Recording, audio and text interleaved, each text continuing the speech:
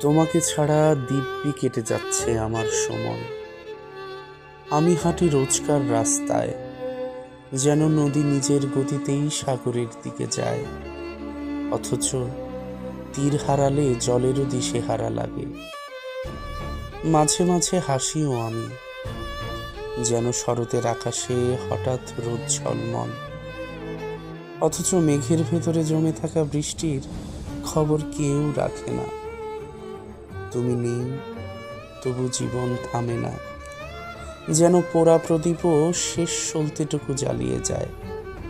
অথচ তার আলোয় আর কোনো গল্প লেখা হয় না। সময় কেটে যায় দিব্যি, কেবল হৃদয়টা পুরনো বাড়ির মতো দরজা খোলা রেখেই আজও তোমার পদধ্বনি শোনার ভান করে।